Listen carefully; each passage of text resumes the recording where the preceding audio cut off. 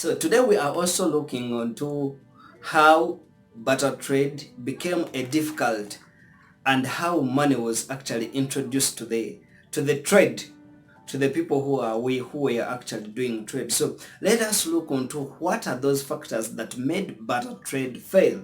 Now we should actually look into this factor that when the economy gets larger, it creates the demand for specialization. Okay, when the economy gets larger, it creates a demand for specialization. Specialization means that people are going to specialize onto the production of a certain commodity or item and also produce it in huge quantities. When you produce it in huge quantities, it also creates the demand for more customers internationally and locally. When you are producing some item in huge quantities, it means that people you are going to interact with are going to be new. You're not going like there are going to be very new people. There are going to be very many people that you are not friends with. There are going to be very many people that you do not actually have relationships with. Okay, so barter trade here there becomes kind of difficult. Okay, so we are going to look on two different coincidences that actually make barter trade very difficult, and what were the causes that actually made people to be like, yes, let's create an international or the medium of exchange that will actually unite us to divert us from barter trade. Okay, let us look onto the coincidences of wants. Okay, you have shoes and I have a house.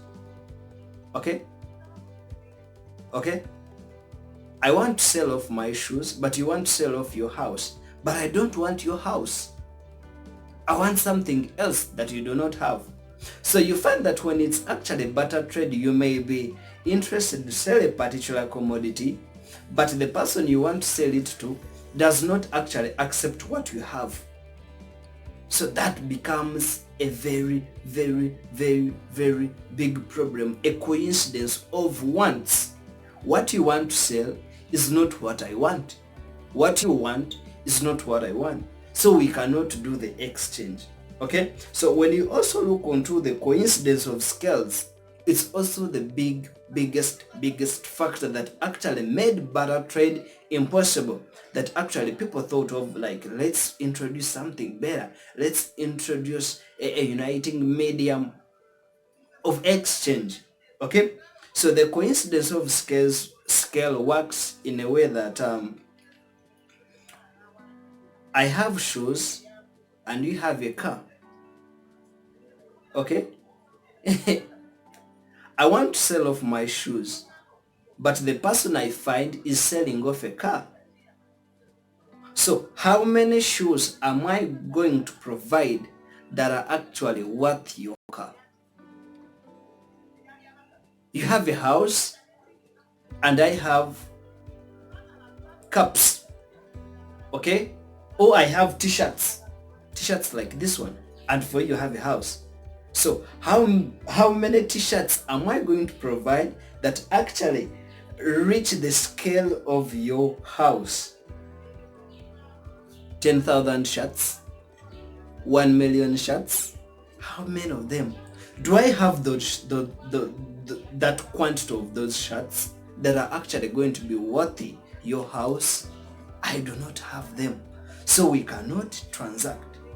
Okay, there is a way big difference in scale that you cannot transact with me because I have quite a less valuable product and your product is highly valuable and not actually in big quantities. So how many quantities am I going to provide to get your product? You see, that is also another difficult factor that cannot actually sustain barter trade.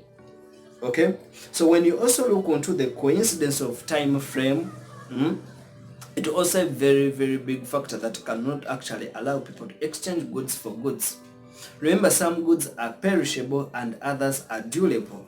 You have tomatoes. You cannot exchange tomatoes for a house. You cannot exchange apples for for a smart TV screen, for a flat TV screen, you cannot. Okay, you cannot exchange um, food for something like should I say a bed. Yes, you cannot exchange food for a bed. Food is perishable. Within actually 15 hours it has already gone bad, but for a bed you will sleep on a bed for 5, 6, 10 years.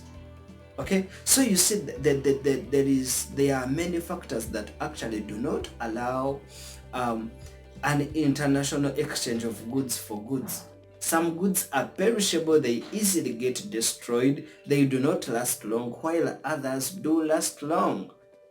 Okay, so when you also look onto the coincidence of location, it's also a very, very, very big factor that do not actually allow barter trade to actually be very, very sustainable.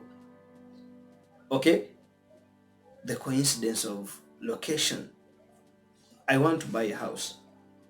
Okay, but the house you are having is actually not in my city.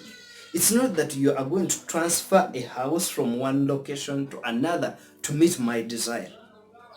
Okay, do you see that factor? The item that you want to exchange does not move. You want to exchange your small piece of land for something maybe durable, another durable item, but actually the items you are going to transfer are not actually transferable.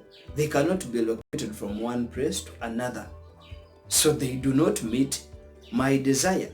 I live in Chicago, you live in any other city, so we cannot do the transaction of items that cannot actually be transferable.